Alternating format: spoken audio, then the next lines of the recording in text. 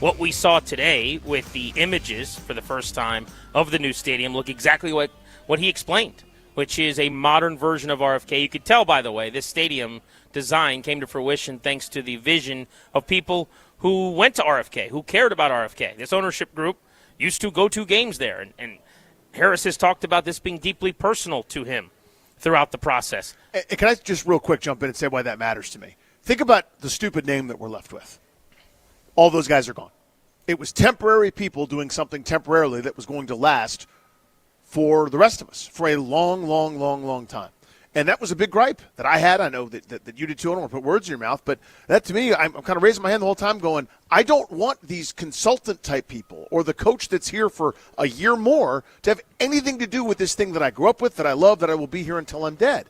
That's what this is, the opposite of that. This is stakeholders who care about it decided to make sure that there was the proper reverence while also pushing it forward. That's what I said from day one. Yeah. Jason Wright was a passerby. He was going to be on to his next thing. I didn't know if that would be commissioner of the league or senator or whatever company he's working at out in Denver now, but he was going to be here for a couple of years. Ron Rivera, this would be one of the stops, not even a particularly productive one, on his resume. It would be sandwiched between long time with the Panthers and probably a long time as the general manager at Cal with the Bears now running their football program.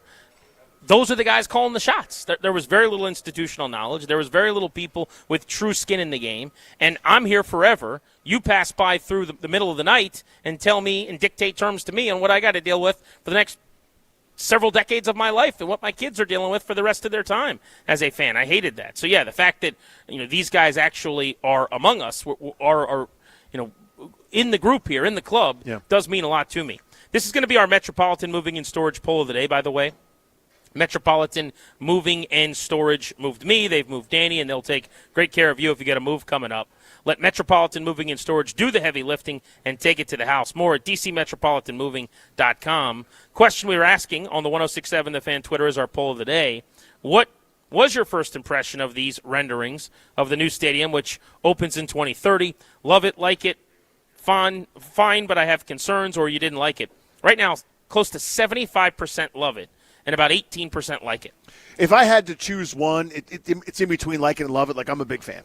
Really, really like it. So, yeah, it's like I can't just say I like it. I can't say I love it. I'm in between that, but it's overwhelmingly positive for me in general. The thing that I kind of lament, but I understand it's going to be there. I know it's part of it. It just sort of looks like generic hotel, office building sort of stuff there that doesn't really feel like it has much DC personality, whereas the building itself, the actual stadium, is as close to a 10 out of 10, I think, as you're going to find in this modern era. So call that a 9. The rest of it, I'm going, yeah, okay, that looks like I'm in Rosalind or something, right?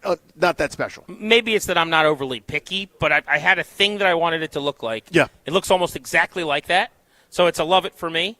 And by the way, you can't do a whole lot better than close to 94% of the respondents right now saying they either love it or like it. So the popularity is very, very high. That's pretty high, yeah. Before we get to the phones, 800-636-1067, take a couple calls on this. I did want to read what Josh Harris actually said about the release of these images today, I think via LinkedIn, which is odd, but whatever.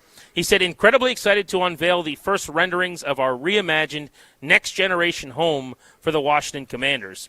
Not only will this be the loudest stadium in the National Football League, but it will set the standard for the fan experience at every level, from the food and the visuals to the sightlines and proximity to action. The proximity to action thing's so important to me, but it looks like it's going to be built largely in the ground, which a lot of these stadiums are. Yeah. But it's not that tall above ground. In D.C., there are certain rules and There's all kinds that's how you get around of things, right? But because of that, I actually think it could end up meaning the nosebleeds are way closer to the field at these new stadiums than they used to be. So like before they started taking tens of thousands of seats out of FedEx Field back in the day, if you sat with your back to the wall where you could like see the monument, you know what I'm saying? Yeah. You were so far away from the field, you're breaking out binoculars because you just see like what appears to be like ants running around down there. You know what I'm saying? It's like electric football.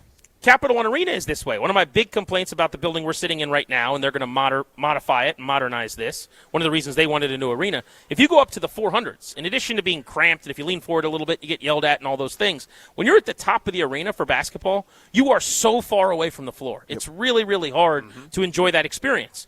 At these new arenas, even with the same number of seats or bigger, you're just like further forward, closer to the court, and then down closer to the court at the highest level of the arena. So he talks about that. I think volume, noise. I care so much how about loud that. it's going to be. That's controllable, by the way. With technology now, they're going to sink all of the money into that. That's awesome. He goes on to say this arena will be a home worthy of the Commanders, a venue that represents the best of our nation's capital and the beginning of an incredible new neighborhood in D.C., bringing thousands of jobs and millions of dollars in economic activity to our city. Yeah, I want all the home field cheating. That's what I want. I want the lies of the sound from Seattle that they incorporated. I want it to be miserable for the opponent. I want the sun in their eyes. I want it to be too hot over there or too cold, whatever. Whatever you have to do to design a built-in home field advantage. Now, you can't not provide hot water. There are rules, right? Short of that, but give me the gamesmanship. Give me all of that. I want every advantage built in. I don't want it to be a place that's welcoming to the road team, that's welcoming to the road fans. Make it a challenge for them. Give them a separate entrance or something, some kind of deal where it's a pain in the butt. Think about these things and do the best you possibly can to make it a home field advantage. I think that's, more than anything, is what's going to drive business. You can have a nice honeymoon moment for a year or 2 years where I'm getting to go to the stadium for the first time. Well, if you go and you don't see a win all that often, that's the most important thing here. And that failed, obviously, at Nubbs Field there at Northwest Nubbiness in Nubbstown.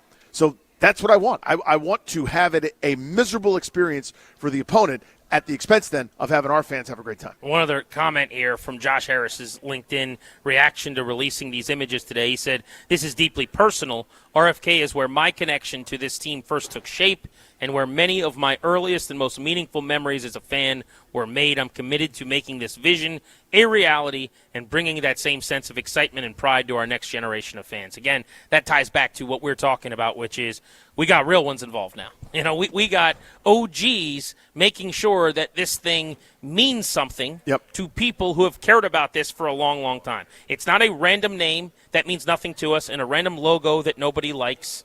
We're not doing that anymore. That's what the last group did. Now, unfortunately, we're stuck with that, it would appear. But the stadium's going to be done correctly. 800-636-1067. We'll sneak in a couple of thoughts from people who want to hop in with their initial takeaways from these images today. I also want to get to a stat that trickled out on the Commanders' season that's gone under the radar as far as something they did really, really badly that seems easily fixable with a couple of tweaks as a coaching staff. Inexcusable to be as bad as they were at this thing. We'll explain next. We're at Capital One Arena today. Cap Sharks tonight. You're listening to G&D on the Fan.